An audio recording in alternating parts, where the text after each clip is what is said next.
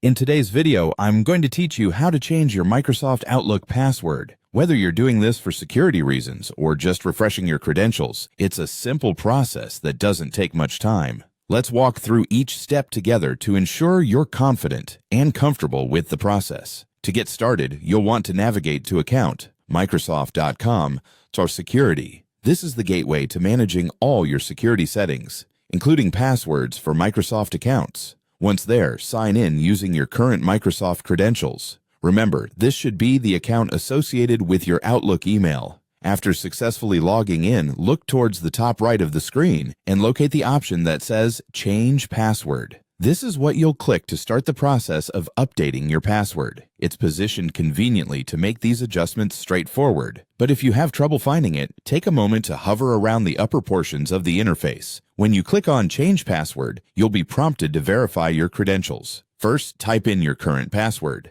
This step is vital because it ensures that it's really you making the changes and not someone unauthorized. Once you've entered your existing password, you'll need to create a new one. Microsoft will ask you to type your new password twice. This dual entry is to verify clarity and prevent any typing errors that might occur, so be sure to type carefully and check for any mistakes. A few tips on choosing a new password. Opt for something that is easy for you to remember, but difficult for others to guess. The best passwords typically include a mix of upper and lowercase letters, numbers, and symbols. This combination enhances security, keeping your account safer from potential threats. Once you're happy with your choice, go ahead and enter your new password in the specified field. Then, in the next field, you'll need to re-enter this same password to confirm it. After entering and re-entering your new password, simply click Save. This action finalizes the change and updates your account's password. You'll likely see a confirmation message indicating that your password has been successfully updated, giving you peace of mind that everything was done correctly. And that's it.